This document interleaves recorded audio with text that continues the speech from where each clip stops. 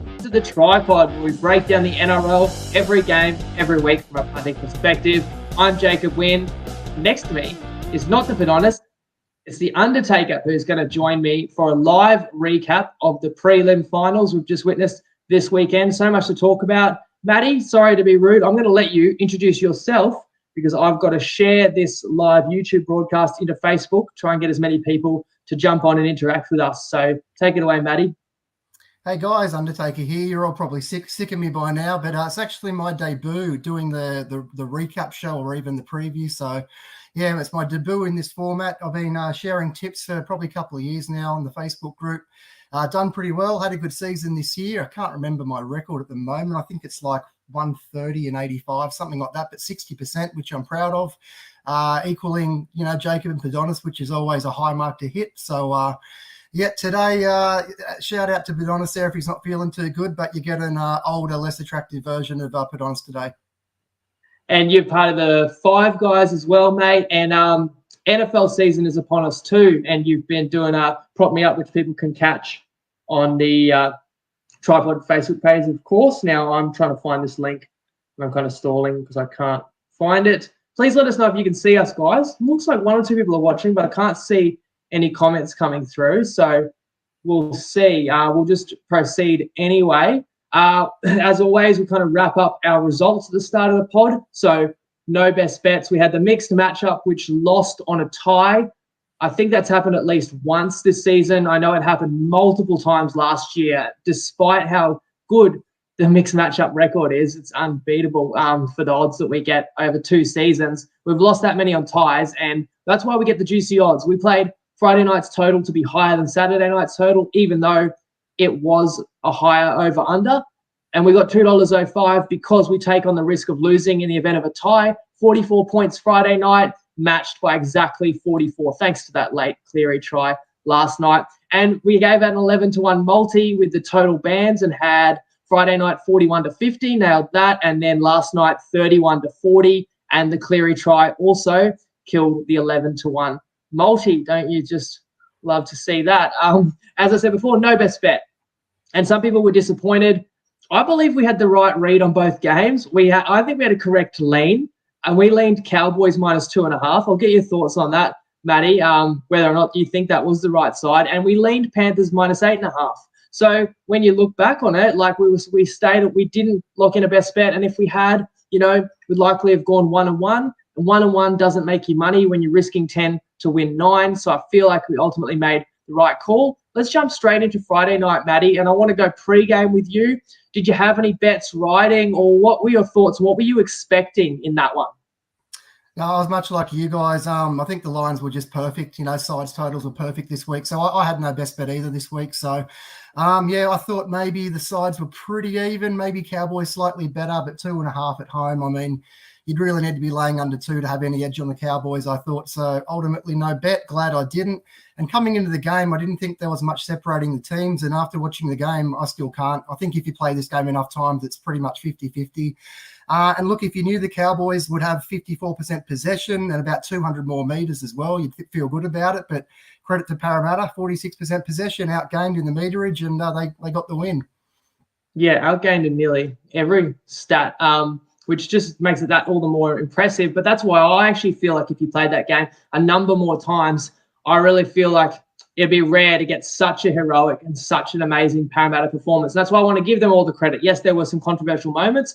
I've noted a bunch of the moments. So maybe I'll go through my kind of the dot points I made for the first half, Maddie, and then you can respond. But as I said, what kept us off backing the Cowboys, although the line did even leak out to -4 and made us maybe regret not playing the home side, is just for 3 weeks in a row, I haven't wanted to bet against Parramatta. I've tried to make it clear that we recognise this is a really capable footy side, really strong team this year, and a sense that it's now or never for them. And I feel like that got them over the line because there's that true belief this is a team that's on a real mission. Whether they can go all the way, we're going to obviously cover on Wednesday. But in the first half, okay, the first try, is it a forward pass? Yes. I believe Moses is getting swung around, so maybe the refs miss it because it's an unusual one. It was totally against the run of play. Cowboys actually looked to be on top of Para before they broke the game open with that one. But I do think, like, you definitely cannot take this win away from Parramatta and say that pass and maybe one later is why they won. I mean, Parramatta also had other line breaks. Papali'i went clean through and blew an opportunity where if he'd been able to put a pass onto his centre or winger's chest, they score. In any case, the Cowboys did answer quite a soft try, Reuben Cotter, where Gutho dropped out of the line and I guess didn't communicate with his frontline men and left a gap, and Cotter took it. Parramatta was able to respond when Taumalolo was sent to the sin bin. Maybe I'll let you take over, Matty. Your thoughts on kind of those opening scores and the moment where Taumalolo got sin binned was a huge period of the game too. Yeah, that was another big factor, a big moment of the game, the Lolo sin bin for sure. Reuben Cotter, geez, I'm such a fan of this young fella. He should be the first pick for Australia, just about outside the spine. Love to see him in the front row. Just a crazy game all round. I mean, no matter what side you're on, you were never confident you'd have a winner in that one. So, yeah, but the Lolo bin was absolutely massive and looked to still dominate the stats as the Cowboys did. Maybe they just are the better team combined with, the forward pass. And while Taumalolo was in the bin, and then you start thinking, is he going to be right for next week? Like, it was pretty flush. I think it was a fair sin bin. It's always a big call to, send someone in that period of time. Parramatta did hit the front again, a beautiful ball, cut-up ball by Madison, where you're not necessarily expecting him to throw it past that close to the line in front of the sticks. And he found Campbell Gillard, first of two tries that got the Eels back in front. And then North Queensland answered with a somewhat controversial try of their own. Leilua, let me know what you thought of this one, Matty. I mean, Gilbert is playing the ball and he is holding on to Moses. We see this every single week. For me, I'm happy to let that go. Moses claiming he got impeded because then trying to release from that grab, he stumbled and fell. And that was what presented the opportunity for Leilua or for the Cowboys, Robson, to go short side and Leilua to crash over. But are you comfortable? That's a try. That one got the game back to 12-10 before a penalty goal leveled it all square 12-all at the break. Yeah, that was a completely fair try for me. He just fell over, as he said. If they don't score, if that's just midfield and that's just a play, it's never, ever entertained as a penalty. So why should it be there? No, completely fair play there.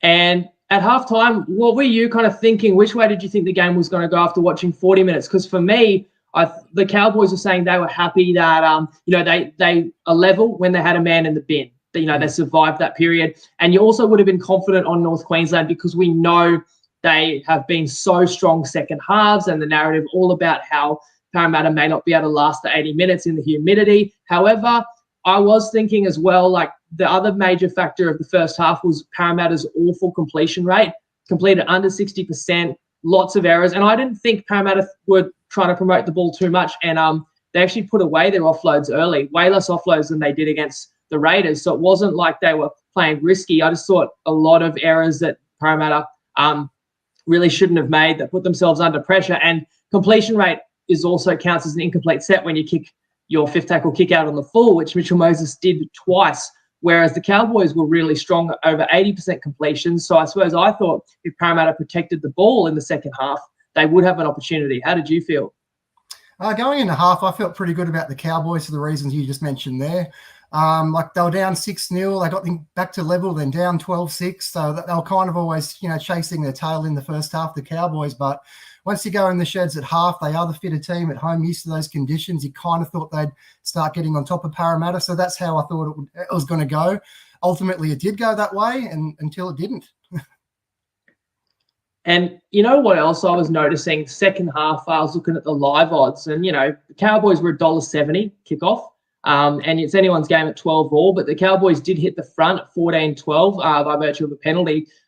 The live odds to win the game, the Cowboys were into $1.35, which I thought was pretty surprising. Like the Eels were $3 to win when they're only down 14-12, and it had been a pretty even game. But I guess the market was reflecting everyone's belief that the Cowboys would run over the top. And I made some notes or of the key moments in the second half that I'll run through to refresh people's memories. The try that you would have thought would have broken the game open and nearly broken Parramatta's spirits come off the back of Leilua, who was a handful all night on the left edge for the Cows, and they get a line break and Murray Taulagi scores in the corner and Val Holmes slots it as well, and it's 20-12.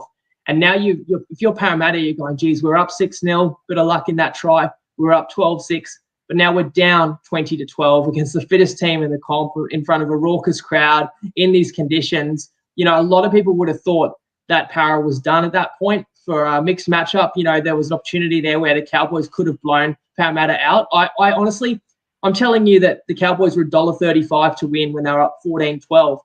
I don't even know what the Cowboys were paying at 20-12 because I didn't even look at the live odds because in my mind, I thought that was game over. But I would have to guess that the Cowboys got into like $1.15 based on if they were $1.35 and they're up 2, now they're up 8. Like they could have been $1.15, $1.10 range. So I thought Parramatta, I thought it was over.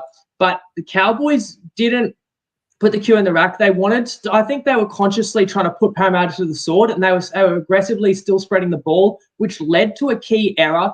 There's a moment where the Cowboys are shifting from left to right inside their own half and spill the ball. And Sean Lane, what a game he had. He came up with that ball, which directly led to Parramatta attacking like red zone opportunity. And the moment that I think the Cowboys will rue, which is so unlike them and so uncharacteristic of this North Queensland side, which has been exceptional defending all year, but especially second halves, that second try by Campbell Gillard, which is pretty simple, just a face ball from Reid Marnie, and that pulled the game back to 2018. I mean, how did they manage to let that one in, Matty? Yeah, that's crazy. And what else is crazy is that Brad Fittler should probably get a hold of his phone number and call him in the middle of winter. That's what I would have thought as a New South Wales supporter. Yeah, they just caught him napping there, and yeah, that was a crucial try. And you know, once they got that one, I was kind of cheering the Cowboys on, to be honest. So once they got that one, I was kind of feeling like, yeah, they're coming to get them here, and I was worried for the Cowboys and their fans. Yeah, that gave the Eels life, and the Eels actually then got an opportunity to tie the game with a penalty, and Mitchell Moses misses, and you're thinking, oh, geez, you know, there's 15 to go, big opportunity to tie the game up. It was actually a fortuitous miss because it went dead. Cowboys drop out. The Eels made a line break, got straight back onto the Cowboys try line and come up with the go-ahead try. Ends up being the final try in the game by Sivo. And it's an assist to Sean Lane again, who just had the game of his life, and he's probably had a career year as well. People even saying as he played himself into an Australia jersey. He was also kind of swinging his body around when he threw that pass. And some people are lumping that pass in with the first try. For me, first try, forward pass, no question. But that one, I thought I was happy to see that one let go. What did you think of that one? Yeah, I think that one was line ball. I think either way they called it, I would have been happy with. Yep. And that left 15 minutes on the clock, and the Eels back in front 24-20, and then just a heroic, inspired defensive effort by the Eels in spite of the narrative that they might melt in those conditions. Everyone on the field on both sides looked out on their feet, which always means there's going to be opportunities to score. And, geez, the Cowboys went close. I mean, they thought they had scored for a moment. Felt's heel had just grazed the sideline paint. I think if you're Kyle Felt, you'd rather your foot be on the line there than in 2015, you know, but he nearly had a 2015-esque moment. Well, it would have set up a sideline conversion again, like his one in 2015 did. But the Cowboys also went super close after getting some repeat sets, and they probably had about 14 tackles straight on the Eels line. The Eels just keep turning them away. When Townsend spots Felt is going to get in behind the defence and goes for a kick, and it's that man again, Sean Lane. I think this is one of the biggest plays of the game. When he charged down Townsend's kick, I really believe that left their great chance of scoring on that very play. But it was an early kick too because Townsend just saw the space and went for it. Eels regathered that ball, and the Cowboys didn't really get back onto their line. There was only 3 minutes to go at that point, and that's basically a match-winning play by Parramatta and a famous victory for them. Yeah, that was like the second or third tackle from memory, and you felt like, yeah, if they just kind of went through the hands, they were a real good chance of scoring. And, yeah, once Lane caught that catch, it just felt like it was over. And for the Cowboys, if you've got any kind of final thoughts on their season, for me, it's an incredible one. And it's a team that's built to be good for a few years to come, and most of the key players have some great seasons ahead of them. I'll go back to I do think they were the right side in this one because I feel like Parramatta had to be Herculean just to scrape over the line in this one, but that's how it goes. Sometimes the right side doesn't always get up. And so it's kind of lucky we didn't play. You know, Bedonis was saying to me, we could have even got a minus $1.50 on Wednesday. And I thought, oh, yeah, you know, that probably is a strong play, but it doesn't always win. And that respect that I've got for Parramatta probably kept us off. And it was the difference this side, I believe, just that you heard about the story. Mitchell Moses had to miss the birth of his first child and stuff. Like, this team, they are so determined, and I think they understand how important these games are after having failed so many times and obviously having 1986 hanging over their head. In terms of individuals, you can tell me if any kind of stood out to you. One that stood out to me, Jeremiah Nanai got hurt some point early in the game, pectoral or shoulder. He wasn't the same, and he wasn't as dangerous as usual. And when the Cowboys went to the right, I felt like he couldn't threaten as much as he usually can, because this kid's an absolute superstar. Another guy who probably gets a Kangaroos jersey. Taumalolo was unreal. Apart from, that moment getting sin bin, he could not have done any more for his team. I thought Drinkwater was always threatening, always scaring the Eels, as was Leilua, Holmes. But for me, Tom Dearden was quiet. Townsend is never really, never really making a lot of highlight plays. But I don't know, like, could the Cowboys halves have done more? And then Hammer coming on just so late in the game, never really got, maybe had like one half break, but didn't really get a chance. I always felt like at some point that super sub, that might make a key play for the Cowboys. But I don't know if they'll second guess whether they could have utilised him differently. Any thoughts on any of the Cowboys players, Matty? Yeah, it's funny. You just rattled off, 6, 8 players, Cowboys names, and this happens all the time. No one says Reece Robinson's name like ever. I think he's been one of the unsung heroes of the season, actually. And I know within that building, they absolutely love him and consider him one of their very best players. So I agree with that. He's been phenomenal all year. He makes a ton of tackles. He makes so many line breaks assists, even a few tries. So he was instrumental in their season. Doesn't get any of the raps, but it's not within that building. I know that.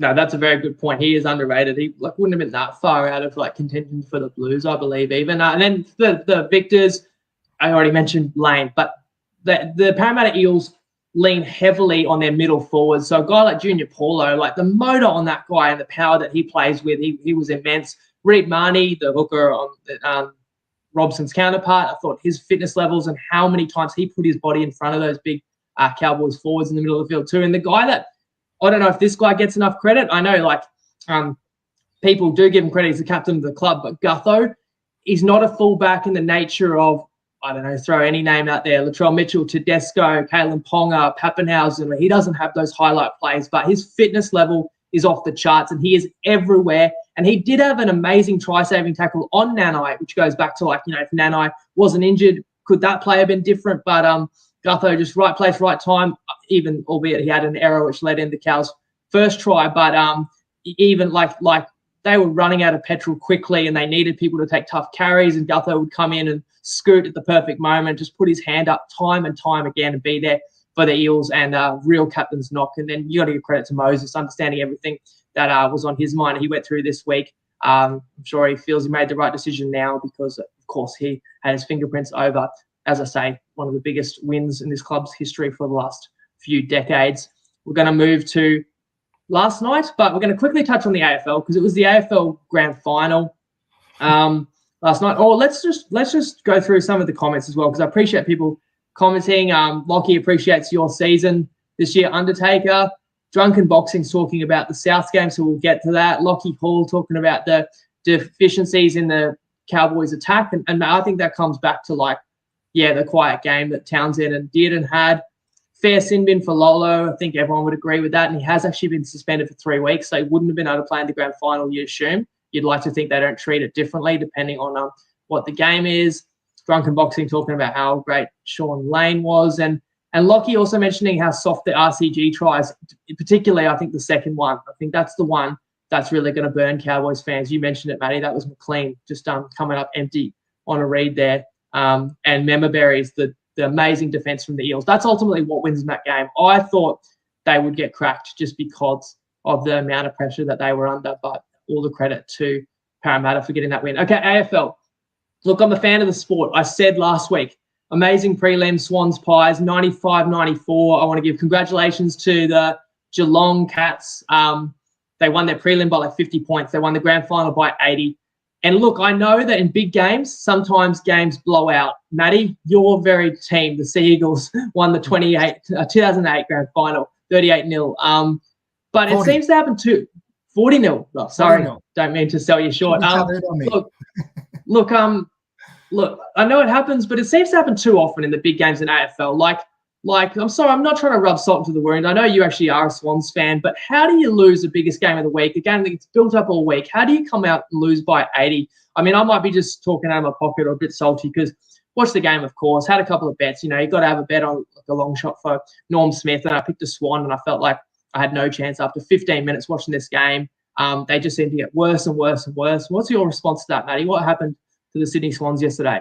I was having this comment, watching the game live with a few mates yesterday, that there's been like a history of a lot of grand finals in the AFL being blowouts in the last 10 years. So, we've seen a lot of it, even 100-point margin. So I just can't put my finger. I just think it's kind of easy enough to just get off to a flyer in one quarter.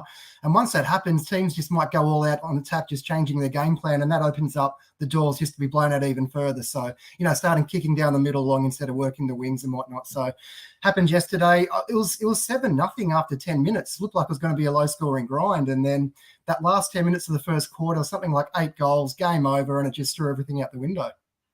Yeah, I know that AFL is like a momentum sport, but you still get breaks and you get quarter breaks, and Sydney could never regather and do anything. Now let's talk more rugby league. So we've got Panthers South from last night, but before we discuss that one, let's get the Bookie recap. G'day Tripod family, Tristan Merlihan here from Top Sport, and 2 fascinating games that have just finished this weekend, which see Parramatta take on Penrith in the grand final. Well, that market has opened up as $1.39 Penrith, $3.05 Parramatta, and 8 flat. It actually opened up at 8.5 in some places. Some places are now into 7.5. So it'll be interesting where that market ends up. But I think both of those teams have been 2 of the better sides all year. I know the Cowboys would deem themselves unlucky with the Friday night result and a couple of those forward passes that went Parramatta's way. So that was an interesting betting game because the market went from 2.5 out to 4 and back into 3.5. So we had a lot of money both ways on that match. Money was for the overs, and it looked like it was going to cover pretty comfortably, and then it only just fell over in the end. And then in the Panthers Rabbitohs game, it was all one-way traffic for the Panthers at the minus. So at 12-0, we were getting pretty excited there at Top Sport HQ, and then those couple of tries just before halftime really swung that momentum.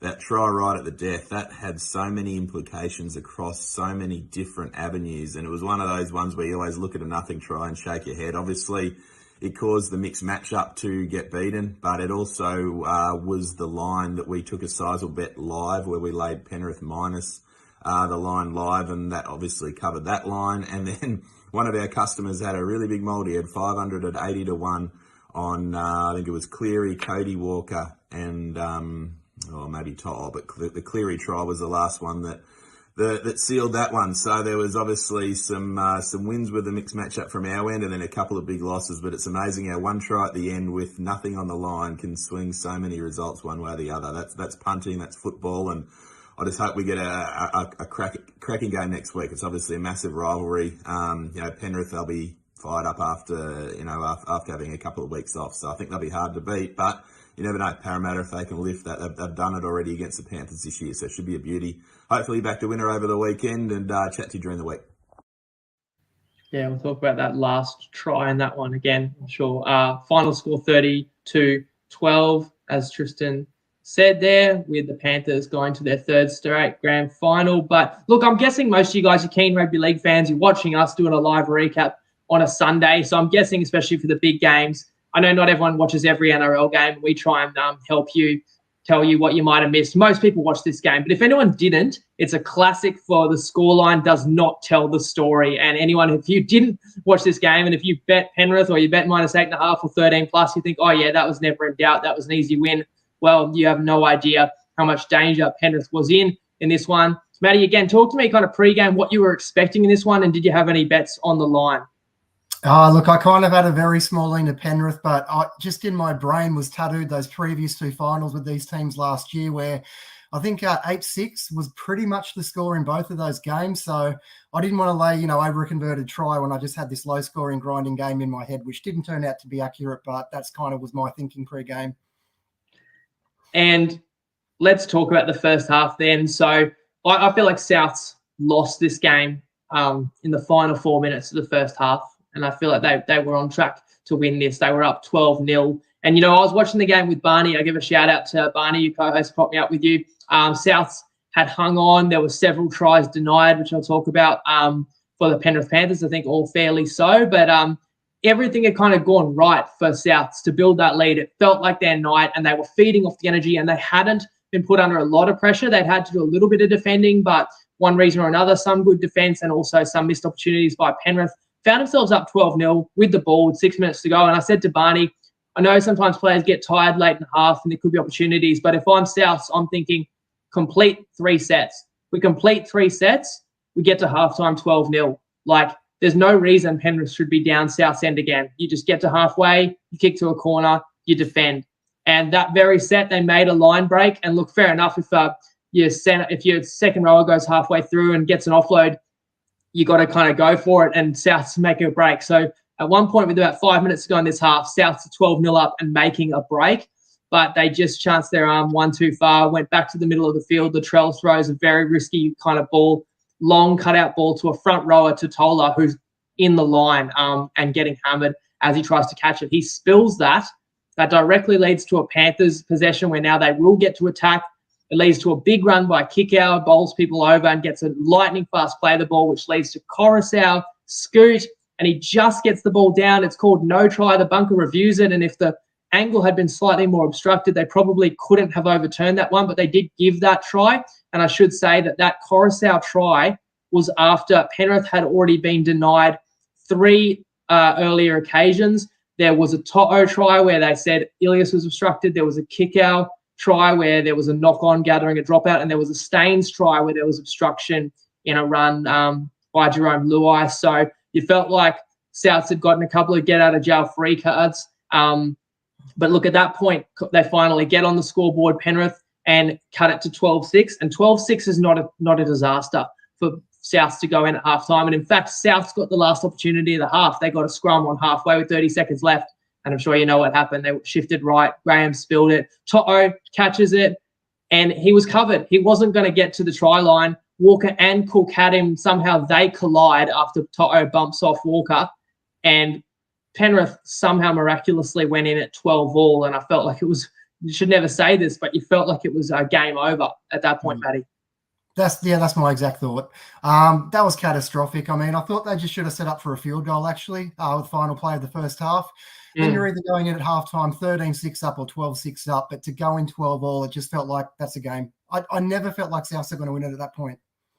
No, like they had to have a lead because too much went right for them in the first 35 minutes of that half, and just to let Penrith come all the way back. And I thought Souths was shell-shocked. Like, it's not an excuse, but clearly they just they thought, geez, we have to do all that all over again. And we'd already had a bit of luck our way. And where Penrith would have just thought, like, now we're going to overwhelm South Sydney. And that's what they did. And they come out and won the second half 20-0. An early try in the second half from Leniu. And that was a kick from Cleary where he identified that Latrell was in the line. And this Penrith scored 3 tries in the second half when Latrell was in the line and not sweeping him behind. And that's something that Parramatta's going to have a game plan for this week in terms of trying to combat that, because that early little deft grubber kick by Penrith is a pet play. And the thing about the Leniu try, even if he didn't ground it, it would have been a sin bin and Latrell in the bin and a penalty to Penrith because Latrell took out Cleary on that one. So either way, 18-12, it's not good. And again, it shouldn't be game over at 18-12 because Souths are still a good footy team. We've got to remember that.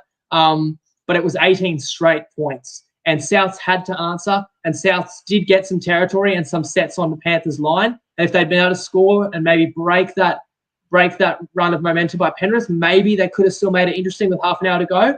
But Penrith held their line intact. At one point, there was a forced dropout, but then Penrith regathered their own dropout. That kind of seemed to hurt Souths. And then soon after that, another try from a kick in behind. Tago scores off a Luai grubber, 24-12. It's game over. And if you didn't think it was game over then, it was a few minutes after that when Milne got sent off, and that just all set up for even more heartbreak for tripod followers because we had our multi, as I said, it was in the sweet spot of 31-40 with 38 points on the board. We could have even done with a late penalty goal and Penrith go, oh, let's not get anyone hurt. Let's burn 2 minutes and kick a penalty and finish with a total of 40, which would have been fine for our 11-1 multi and the mixed matchup. But no, Cleary, grubber in behind again when Latrell's in the line. He scores. That's just cruelty from the punting gods. Maddie, I don't know if you take any responsibility for that one because you did comment mixed matchup should have enough points. again, like when we made the bet, the totals were like a point apart. By the time Friday night kicked off, the totals in the two games were like 4.5 points apart. So it was an outstanding bet from just pure market value. And 44 should have been plenty of points to defend because this total closed 39.5. So it's a tough beat. I mean, I'm not going to say it's a terrible beat. It's just cruel when there was no points for like 20 minutes and then there's one right at the end by a team that doesn't need to score. But that's the way it goes sometimes. And Tristan said it's always two sides of a coin. Some people are happy, some not. And there's even some punters out there that might have needed the over or needed a Cleary try or a margin bet or whatever who would have been pretty happy with how that ended, but we certainly weren't. Yeah, and on top of those things, which I was on as well, riding your mixed matchups and multi, I also had a double same game multi with South plus 19.5. So I was effectively up 31.5-0 and find a way to lose that. So just brutal all around. So you knew it was coming too, didn't you? They just love to rub it in, Penrith. They don't just want to coast to victory. They just want to rub it in and score late. They seem to do it every time they win. And Tristan actually said, yeah, they took a big bet on the live line because you got to remember, like, Souths kind of knew they couldn't win from down 26-12, which is what it was when after the send-off and the penalty. And then they're down a man as well, and it was primed for like a big blowout. And the live line was still only like 17.5 or something. And I was talking to Barney about that, and I thought, like, I think Penrith could blow this open now and run away with it. And someone obviously had a big whack on that, and that is what happened. I'll just touch on some comments. Barney saying, yeah, we were on tilt. We were both pretty frustrated. We were both cheering on South Sydney in that one, and we our hopes were dashed. We were sitting pretty quietly at halftime after we were stunned by what happened at the end of the first half, and clearly Souths was stunned as well. Lockie says he was expecting a close grinding game. First half was anything but that. It's funny, like, as well, if it had been 12-0 at halftime for Souths, the total sails under. But because Penrith goes bang, bang, suddenly there's 24 first half points. You're going, oh, no, mixed matchup was in danger. Penrith had to be stoked to be 12-all, no doubt. Barney says Penrith are kissed, seem to find luck. But look, you make your own luck, and there's no joke getting to 3 straight grand finals. Brian Toto, his running and tackle breaking, as Drunken Boxing says there. And look, this is the other factor I wanted to touch on, Matty. So one of the last things we'll talk about is Latrell. I had a few people commenting like he didn't do enough. He let him down, or for a player that's been basically the form player of the competition, and this match was seen as a kind of a head-to-head between Cleary and Latrell, who was going to have the bigger game, who was going to put their team on their back. Like, what was your assessment of Latrell's performance? It's probably worth mentioning that was a bet you were riding, $31 in the finals extravaganza preview you gave out for Latrell to have the most points of any player in the final series. And he was $1.33 favourite before the prelims kicked off. So what did you make of Latrell's performance? And just tell people where that bet is at right now. It's not dead yet, but it's could be a tough one. If it's not dead, it's in the intensive care ward at the hospital anyway. I think he leads by, it's either 5 or 7. I haven't quite added it up, but in my head it's gone. I mean, with Latrell, that's just the kind of player he is. If he's a fighter, he's a knockout puncher. He's not going to go 12 rounds, so he just picks his spots. He's explosive, but he's probably not the fittest guy. He's not going to be a Dylan Edwards or a Gutherson who has 20-plus runs a game and just injects everywhere. He's just going to pick a few moments and just have maximum impact. That's just the kind of player he is. Yeah, I was hoping for more from Latrell. Like, I was hoping for him to stamp his authority, like to have a moment. I was thinking if Souths can get to the halftime break 12-0, even 12-6, that first try of the second half is going to be all important, and Latrell can be that player that either has it or creates it. And then obviously even when they were down 18-12 and they had to answer and they just couldn't come up with anything, Latrell wasn't, didn't have his hands on the ball. Again, like he goes as Souths go. So they were shell-shocked as a team. So it meant there were less opportunities for Latrell. But I also will point out he got absolutely smashed early in the first half where his neck cracked back. I thought like that was like whiplash of being rear-ended in a car accident, honestly, the force of that one. And I don't know if he was right. So I will say that in his defense for that one. And look, 12-0, he hadn't had to do a lot in the game. He took some strong carries out of their end, which they were going to need as well. And obviously they're missing, Alex Johnson and stuff. So the outside backs wasn't their strength in this game. But, quiet second half when you would have liked him to do more. Was he 100% right? Was it just because they were getting trampled by Penrith? I don't think you can hang this loss on Latrell. I really think it's collectively, it's what happened in those final minutes of the first half, and that's how it goes. And I think it's funny because all year, anybody who backed Penrith to win the comp, the best odds you probably got, maybe pre-season, you might have got like $4, but pretty quickly it was clear Penrith were the clear favourites, and they were into $3, and then they were under $3, $2.50 looking unbeatable. And anyone who took anything between $2.50 and $2 for Penrith to win the comp, just believing they're going to be here in October, which they are, you're sitting pretty now. They're $1.40 in the grand final, as Tristan said. But in live betting, they were longer than $2.50 to win the game when they were down 12-0. So it's funny, and that's what I kept saying, why I couldn't endorse backing Penrith to win the comp at such short odds, because no matter what happens, no matter how healthy you are, and in the end, Penrith have no major injuries to note, you always have to get through a couple of elimination games, which last night obviously was. And look, they get through, they emerge, and they win by 20. But their live odds to win the premiership would have been over $3, which I think some bookies like Sportsbet might even let you get. So it's funny how you can say it's a great bet now because the odds have crunched in. Obviously, they're a strong favourite. They are a 7.5-point favourite. Tristan's saying maybe even an 8 available on Toppy. And that's kind of what I expected. Barney asked me, like, what's the line going to be? And I said instinctively 6.5 or 7.5, I feel. So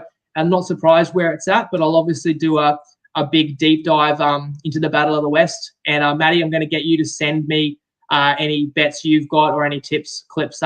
Wednesday we'll make it a massive show, along with the other boys from the Five Guys and other guys that have contributed all season long, because we do appreciate you guys. Yeah, like, so you're back to the Trell, most points, which we thought, well, if Souths can get to a grand final, that's probably going to win. They didn't get to a grand final, but like it still has a chance, which shows what a great bet it was. Souths were under $10 to make the grand final before the finals kicked off, and he was $31 to be top point scorer. He has put up 30 points in 3 games, only scoring 4 points last night.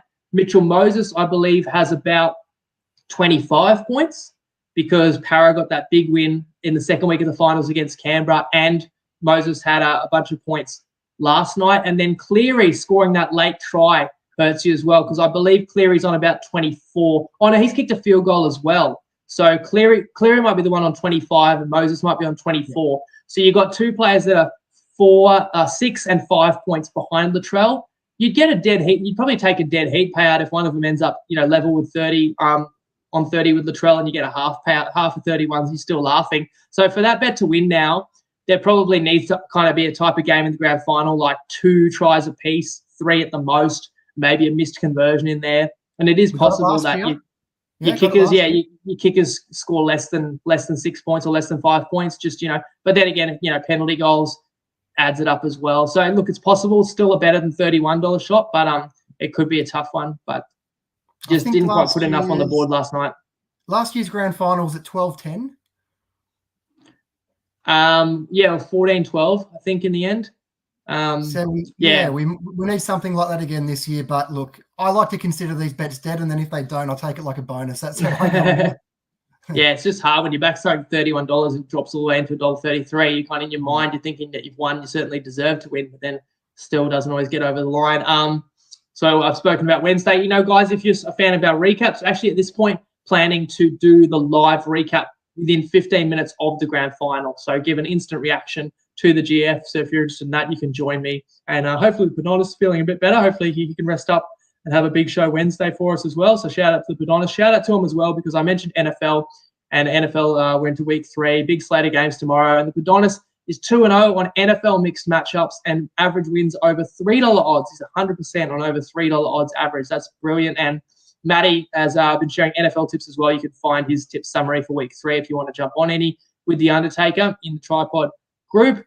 Thanks for being with us, guys. Thanks for interacting. Have a great rest of your weekend, and we'll see you on Wednesday. Lego.